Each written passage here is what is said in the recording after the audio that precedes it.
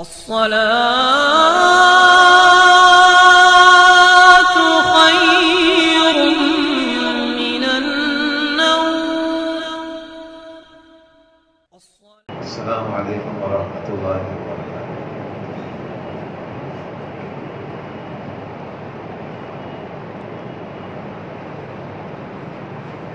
بسم الله الرحمن الرحيم. الحمد لله وحده والصلاة والسلام على من لا نبي بعده. فأعوذ بالله من الشيطان الرجيم. بسم الله الرحمن الرحيم. يا أيها الذين آمنوا كتب عليكم الصيام كما كتب على الذين من قبلكم لعلكم تتقون. صدق الله العظيم. اللهم صل على محمد وعلى آل محمد كما صليت على إبراهيم وعلى آل إبراهيم إنك حميد مجيد. سبحان ربك رب العزة عما يصفون وسلام على المرسلين والحمد لله رب العالمين. دوست عزیز بزرگوں، آپ صلی اللہ علیہ وسلم نے شعبان کے آخر میں رمضان کی اہمیت پر خطبہ دیا. آپ صلی اللہ علیہ وسلم نے شعبان کے آخر میں رمضان المبارک کی اہمیت پر خطبہ دیا اور اس کو روایت کیا ہے سلمان فارسی رضی اللہ عنہ. اس میں پہلی چیز یہ بیان ہوئی کہ مہینہ چونکہ باعظمت ہے، بابرکت ہے اور مقدس ہے. اور ایک روایت میں تو یہ جملہ ہے کہ رجب یہ اللہ کا مہینہ ہے اور شعبان یہ میرا مہینہ ہے اور رمضان المبارک یہ میری امت کا مہینہ ہے. اور ایک جگہ تو یہ بیان ہوا ہے کہ شعبان میں عبادت کا بیج بونا اور شعبان رجب میں عبادت کا بیج ڈالو اور شعبان میں رحمت کا پانی بہاؤ. اب جو فصل بنے گی رمضان المبارک میں اس کو کاٹ دو. کیا پتہ اللہ جانے یہ جملہ نہیں کہنا ہمارے بیچ میں کئی لوگ پچھلی رمضان میں تھے یہ رمضان میں نہیں. کیا پتا آئندہ کتنے لوگ ایسے ہوں گے جو آئندہ رمضان میں دیکھیں گے. تو آپ سے پہلی گزارش کیا ہے؟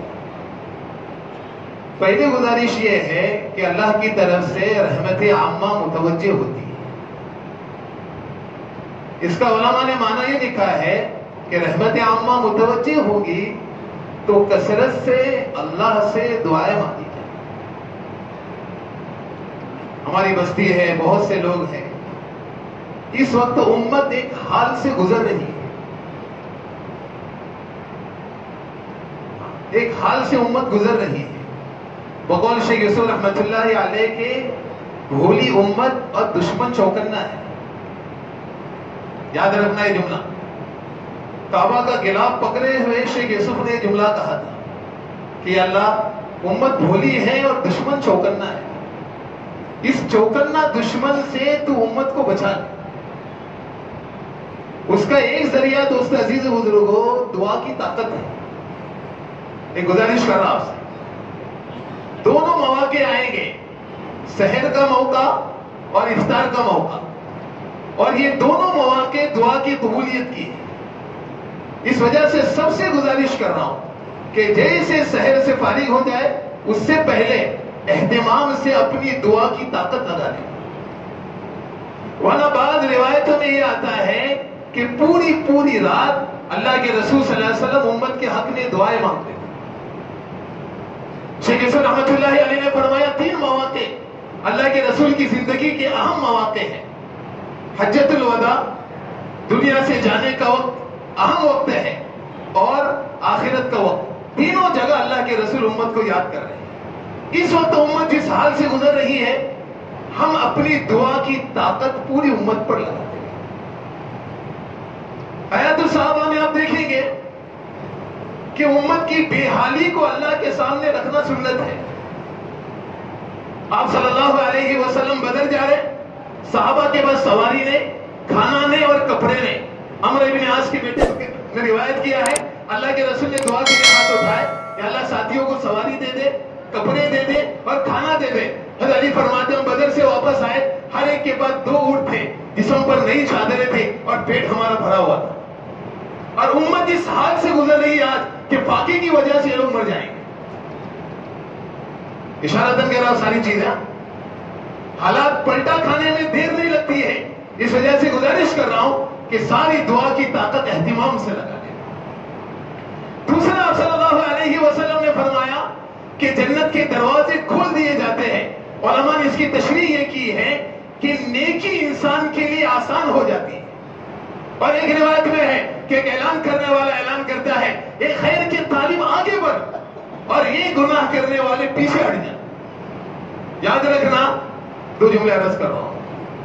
شیخ اسلام رحمۃ اللہ علیہ نے فرمایا کوئی بھی نیک کام کرنے جائیں گے شیطان کرواہٹ ظاہر کرے گا اور اس کی پیچھے کی خیر چھپا لے گا, اور کوئی بھی گناہ کرنے جائیں گے لذت ظاہر کرے گا اور اس کے پیچھے کی کرواہٹ چھپا لے گا. لیکن آپ نے نیکی میں قدم رکھا, کرواہٹ ختم ہو جائے گی اور نیکی آپ کو گلے لگ جائے گی. اگر آپ نے گناہ میں قدم رکھا لذت ختم ہو جائے گی اور اس کے پیچھے کی کرواہٹ آپ کو گلے لگ جائے گی. اس وجہ سے سب سے گزارش ہے کہ نیکی میں آگے بڑھنا, اس میں سب سے پہلا کام ہے کہ اللہ سے اپنی گناہوں کی معافی مانگے.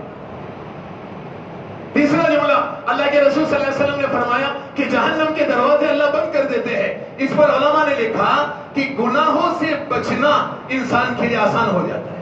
اس وجہ سے سب نیت کر لینا کہ انشاءاللہ تعالی ہم سارے گناہوں کی معافی بھی مانگیں گے اور ہر گناہوں سے بچنے کی فکر کر لیں گے. اگلی بات, آج ہم کوئی بھی نیکی کر رہے ہیں اس کو مخلوق دیکھتی ہے. تشریح کرنے کے لیے وقت نہیں ہے. کسی بھی عبادت میں آپ چلے جائیں کہ مخلوق اس کو دیکھ سکتی ہے, لیکن روزہ ایک ایسا معاملہ ہے کہ اللہ اور بندے کے درمیان ہے. اللہ کے علم میں ہے کہ اس نے روزہ رکھا ہے اور اس کے اور اللہ کے علاوہ کسی کو خبر نہیں ہے. تو اس پر علماء نے فرمایا اس کو 2 چیزیں عطا ہوتی ہے. پہلی چیز یہ ہے کہ اس کی نیکی اللہ اس کو خود دیتے ہیں, ورنہ بعض روایت ایسی ہے کہ فرشتے نیکی پیش کرتے ہیں لیکن ان کو خود پتا نہیں ہوتا ہے کہ اس نیکی پر اجر کتنا لکھنا ہے. تو اللہ فرماتے ہیں کہ مہر لگا دو, اس کے نام عمل میں رکھ دو, قیامت کے دن میں اپنے شائن نشان اس کو بدلہ دے دوں گا. لیکن روزے کے بارے میں ہے کہ اس کا بدلہ اللہ خود دیتے ہیں, اور ایک روایت میں ہے کہ بدلے میں اللہ خود مل جاتے ہیں. اس وجہ سے گزارش ہے ہر ایک سے کہ کسی سے بھی روزہ ناگا نہ ہونے دینا. دوسری بات, آپ صلی اللہ علیہ وسلم نے فرمایا کسی نے بلا عذر شرعی اگر روزہ ترک کر دیا پوری زندگی بھر بھی روزہ رکھے گا تو اس کی قضا پوری نہیں ہو سکتی ہے. قضا کا مطلب یہ ہے کہ اس سے جو خیر ملنے والی ہے وہ خیر اس کو حاصل نہیں ہو سکتی. اس وجہ سے گزارش ہے سب سے, اپنی چھوٹی اولادیں بھی ہو, ورنہ صحابہ کی کیا معمول تھا, چھوٹے چھوٹے بچوں کو ماں بہنیں عاشوروں کا روزہ رکھاتی تھی. لیکن ہم اہتمام کریں, ہمارے اولادوں سے لے کر ہر ایک روزوں کا اہتمام کر لیں. ہمیں پتا نہیں اس سے اللہ رب العزت کتنے فتنوں سے اللہ ہماری حفاظت کرے. اور ایک گزارش دوست عزیز بزرگوں, عبادات میں کیا کرنا, دیکھو اہتمام بھی اللہ کے رسول کی روایتیں آپ کو ملے گی. سب سے پہلی چیز آئے گی تراویح پر. یہاں سے آج سے نیت کرنا ہے ایک رکعت بھی نہ جائے اور ایک حرف بھی نہ جائے جس کو ہم نماز میں سنے نہیں, اس لیے کہ نماز میں سننے کی وجہ سے اس کا اجر بڑھ جاتا ہے. حضرت علی رضی اللہ فرماتے ہیں ایک حرف پر 10 نیکی ہے تو نماز میں سننے کی وجہ سے وہ 100 گنا ہو جاتی ہے, اور رمضان مبارک ہے ویسے اللہ 700 گنا کر دیتے ہیں. ایک حرف بھی نہ چھوٹے اس کا خیال رکھنا. تراویح پڑھ لیں گے اور ایک ایک حرف اپنے کان سے قرآن کریم کو سن لیں گے. اللہ اکبر. جسے کہ اللہ کے رسول کی 2 حدیثیں ہیں کہ قرآن سے بڑھ کر قیامت کے دن کوئی سفارشی نہیں ہوگا, اور اللہ کے رسول نے فرمایا روزے سے بڑھ کر بھی قیامت کے دن کوئی سفارشی نہیں ہوگا. اور یہ ایسے سفارشی ہے کہ ان کی سفارش اللہ کی حق قبول ہوگی. اور ایک روایت میں ہے کہ ان کی سفارش اللہ کی فرشتوں کی سفارش سے زیادہ مانی جاتی ہے. اس وجہ سے رمضان میں قرآن سب سے اہم ہے. تو تراویح میں ہر ایک قرآن سننے کا خیال ہے. ایسا نہیں 4 رکعت پڑھے چلے گئے, 8 رکعت پڑھ دیے چلے گئے, 12 رکعت پڑھ دیے چلے گئے. ٹھیک ہے چلے گئے, زندگی میں پھر یہ موقع کبھی لوٹ کر آنے والا نہیں ہے. جیسے گزارش رمضان المبارک میں جبریل امین اور جناب کریم صلی اللہ علیہ وسلم کا معمول تھا کہ ایک دوسرے کو قرآن سناتے تھے. لیکن جس سال اللہ کے رسول دنیا سے جانے والے تھے, اس مرتبہ 2 مرتبہ قرآن کا دور ہوا ہے. تو یہ مسجد ہے نا, فجر کی نماز کے بعد آج اللہ کا احسان ہمارے بستی میں قرآن کا ماحول ہے. ایسا ماحول بنا ہے نا, آج امت کے حالات کی وجہ سے اشارہ کر رہا ہوں, آپ 5 قرآن ختم کر دینا, 10 کر دینا. شیخ زکریا علیہ الرحمن نے کہا گھر کی مشغولی کے باوجود ہماری ماں بہنیں روزانہ 20 پارے قرآن پڑھتی ہیں. اہتمام کرنا. حالات امت کے ٹھیک نہیں ہے, پوری دنیا ایک حالات سے گزر رہی ہے. اس وجہ سے شیخ یوسف کے بیانات پڑھو. حضرت نے کہا باطل کی ایجادات کا دور اللہ نے عبادت میں رکھا ہے. جملہ بنایا شیخ یوسف رحمۃ اللہ علیہ کا, باطل کی ایجادات کا دور. آج جتنا باطل دندنا رہا ہے نا, اس کا دور اللہ نے عبادتوں میں رکھا ہے. اور 2 مثالیں شیخ یوسف رحمۃ اللہ علیہ نے دی. بدر میں صحابہ نہتے تھے, ایک طرف ساری فیسلٹیز ہیں, ایک طرف سارے آلات ہیں, ایک طرف مال ہے, ایک طرف جنگی حالات ہیں. اس کے مقابلے میں صحابہ کے پاس کچھ بھی نہیں ہے, لیکن اللہ کے رسول نے پوری رات گزاری ہے. قیام میں بغیر علم شبہ کے تھے, درخت کے نیچے کھڑے تھے اور نماز پڑھ رہے تھے. اس پر اللہ نے فرشتوں کو اتار دیا. آپ آ جائیں خندق کے اندر, دشمن دندنا رہا تھا, فرمائے ایک تیر کے نیچے پورے عرب کو جمع کیا تھا. اور اندر سے منافقین کا خطرہ, باہر سے ان کا خطرہ, اندر سے منافقین کا خطرہ. اس کو اللہ کے رسول نے ختم کس سے کیا؟ رات بھر اللہ کے رسول نماز پڑھ رہے تھے. اس وقت حالات جو ہے نا, اس کا سب سے بڑا توڑ عبادات میں اللہ نے رکھا ہے. اس وجہ سے گزارش کر رہا ہوں, قرآن کے معیار کو بلند کر دینا, نمازوں کے معیار کو بلند کر دینا. ایسا نہ ہے کہ سحری کی وجہ سے تہجد چلی گئی, ارے افطاری کی وجہ سے آدمی کا روزہ چل رہی, افطاری کی وجہ سے دعائیں چلی گئی. اہتمام سے قرآن کی تلاوت کا اہتمام کرنا. اور آپ صلی اللہ علیہ وسلم نے 4 باتیں اہتمام سے فرمائی کہ لا الہ الا اللہ کی کثرت کرنا, استغفار کی کثرت کرنا, جنت کو طلب کرنا, اور جہنم سے کیا مانگنا؟ پناہ مانگنا. یہ اللہ کے رسول کا آخری خطبہ سنا رہا ہوں. آخری خطبے میں اہتمام سے اللہ کے رسول صلی اللہ علیہ وسلم نے یہ باتیں تلقین فرمائی. بارے گزارش, پہلا جملہ ہے اللہ کے رسول نے فرمایا شور و شغف نہ کر. میں یہ نہیں کہتا ہوں کہ یہ مسجد ہے, اللہ معاف کر لے, رمضان میں ایسا ماحول ہو جاتا ہے کہ رمضان مسجد میں ایسا شور و شغف ہوتا ہے جیسا آدمی اپنے گھر پر بھی نہیں کرتا. معاف کرنا. ایک شخص کو شور و شغف کرتے ہوئے دیکھا مسجد نبوی میں. سیدنا عمر قریب آئے, لگتا ہے کہ تو باہر کا آدمی ہے. فرمایا ہاں میں حضرت موت سے آیا ہوں. اگر فرمائے تو یہاں کا ہوتا نا, تجھے ایسی سخت سزا دیتا کہ لوگ یاد کرتے کہ مسجد کے اندر شور و شغف کے لیے مسجد نہیں ہے. نماز میں عبادت ہوتی ہے, یا ہلکے لگیں گے, یا قرآن پڑھایا جائے گا, یا نماز ہوگی, یہاں کوئی شور و شغف نہ کرنا. ایک آئے ذاتی زندگی کی طرف, ذاتی زندگی میں بھی شور و شغف نہ کرنا, شہوت کی کوئی بات نہ کرنا, جھگڑا نہ کرنا, لائنی بات نہ کہنا اور غیبت نہ کرنا. اس سے اپنے روزوں کو پاک رکھنا. ساری چیزوں پر روایتیں سنانے کے لیے وقت نہیں ہے. اللہ کے رسول نے اتنا ہی فرمایا روزہ رکھنا میری اجازت کے لیکن افطار نہ کرنا. ہر ایک آتا تھا مغرب کے وقت, اللہ کے رسول اب اجازت ہو افطار کر لے, اللہ کے افطار کر لو. اتنے میں شخص آیا, اللہ کے رسول میری 2 بہنوں نے روزہ رکھا ہے, اب ان کو اجازت دو تو افطار کر لے. اللہ کے رسول نے فرمایا انہوں نے کون سا روزہ رکھا ہے, سوائے بھوک کے کیا حاصل ہے؟ دن بھر بیٹھ کے غیبتیں کرتی رہی. اللہ کے رسول نے پیالہ بھیجا, انہوں نے طے کی کچا خون, گوشت کا ٹکڑا خون اور پیپ کے ساتھ باہر گر گیا. اللہ کے رسول نے کیا فرمایا, اچھا ہوا یہ برائی باہر آئی, نہیں تو یہ گندگی تم کو جہنم میں لے جاتی اور جہنم میں جل جاتی. آپ بستی والوں سے سب سے گزارش, شور و شغف نے, لائنی بات نے, کسی سے باہر جھگڑا نہیں, اور اہتمام سے عرض کر رہا کہ اپنی زبان کے اوپر کوئی غیبت کا کلمہ نہیں. لوگ افطاری کے لیے یہاں سے آئیں گے, لوگ گزرنے والے یہاں سے گزریں گے, بااخلاق رہنا.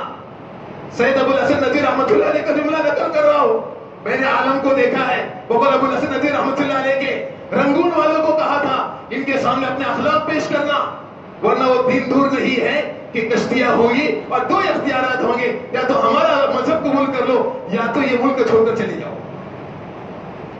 देखो जिंदगी हालात से गुजरती है, अखलाक बरतना, अपने कल्ब में उस्सात रखना, किसी के बारे में झगड़े पर आना नहीं, मोहब्बत के साथ आफियत के साथ रमजान मुबारक गुजारने की हम लोग फिक्र करेंगे इंशाअल्लाह।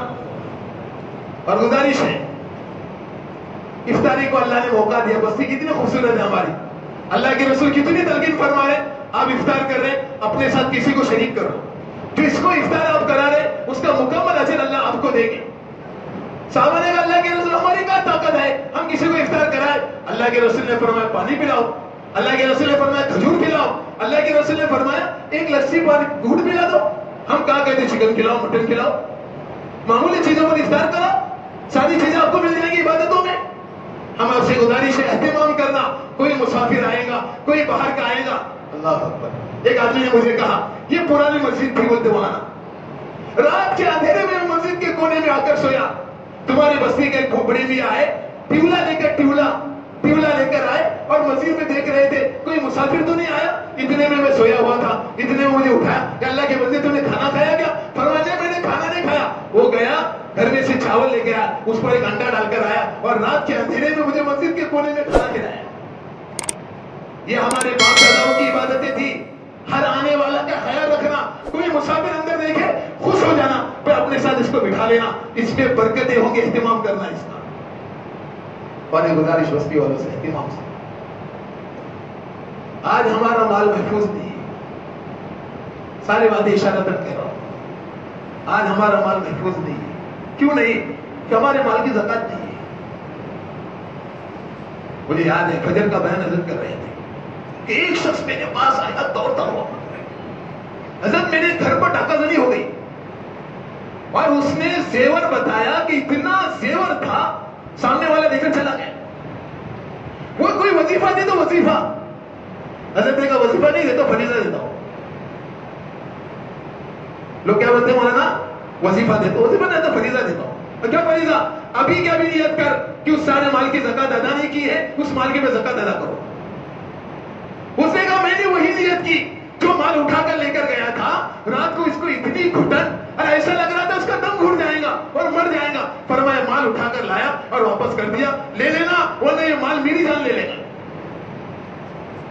आपसे सबसे गुजारिश कर रहा हूं, हिला नहीं करना, हिलाबाजी नहीं करना, सहाबा की तरह इसार पर आना, नेक लोगों की तरह आना कि जो माल है वो उठाकर दे देना। मैंने जिंदगी देखी सहाबा की, ज़कात की तो वह क्या बात है, वो ऐसे नेक साले लोग थे कि जो भी माल आता था उसको खर्च कर देते। वो आगे सना का बात खत्म करता हूं। उमैर बिन साइदी वापस आए हैं हिम्स से और मदीना पहुंचे, सैयदना उमर को हिसाब दे दिया, घर चले गए। सैयदना उमर ने 3000 दिरहम भेजे, 3000 दिरहम लेकर गुलाम चला गया, कहा कोने में खड़े रहना, देखना ये क्या करते हैं। उन्होंने कहा ये माल मैं क्या करूं? उनकी बीवी ने कहा तुम्हारे को जरूरत है ना, पड़ोस वालों को दे दो। फरमाया पड़ोस वालों के लिए उठाओ किसमें, हमारे पास तो कपड़ा भी नहीं। तो बीवी ने दामन फाड़ दिया और दामन में दिरहम लिए, 3 फला को 5 फला को 3 फला को 5 फला को, उसी मजलिस में सब खत्म हो गए। गुलाम ने आकर सैयदना उमर को कारगुजारी सुनाई, फरमाया उमर को बुलाओ। उमर आ गए, फरमाया देखिए कपड़े हैं, ये माल है, ये गेहूं है, ये तीनों चीजें लेकर चला जा। फरमाया अमीर मोमिनीन गेहूं तो मैं लेकर जाऊं नहीं, मेरे यहाँ 2 सा गेहूं है, ये मेरी जिंदगी के वास्ते काफी है। माल तो मैं लूंगा नहीं, ये फितने की चीज है, मैं इसको नहीं लूंगा, लेकिन कपड़े जरूर लूंगा। तो मैं क्यों? कि मेरी बीवी ने दामन फाड़ा है, आज उसके जिस्म पर सतर छापने के लिए कपड़ा नहीं है। इन्होंने ऐसा माल लगाया, उस माल की 2 बरकतें जाहिर हो गई। पहली बरकत हजरत का ये जाहिर हुई, गैरों की इस्लाम में आमद शुरू हो गई, और दूसरा उनका माल भी महफूज था और उनके माल में अल्लाह ने बरकतें दी। इस वजह से बस्ती वालों से एहतिमाम से गुजारिश कर रहा हूं, हर एक अपने घर वालों के साथ बैठना, ज़कात का एहतिमाम निकालना, और उसके आगे अल्लाह के रसूल हवा की तरह सखी हो जाते थे, अपने जाती माल में से माल निकालकर गरीबों पर, फुकरा पर, मिस्कीनों पर, हमारे रिश्तेदारों पर हम तकसीम करने का ख्याल रखेंगे इंशाअल्लाह। अल्लाह मुझे Subscribe now and press the bell icon. Never miss an update.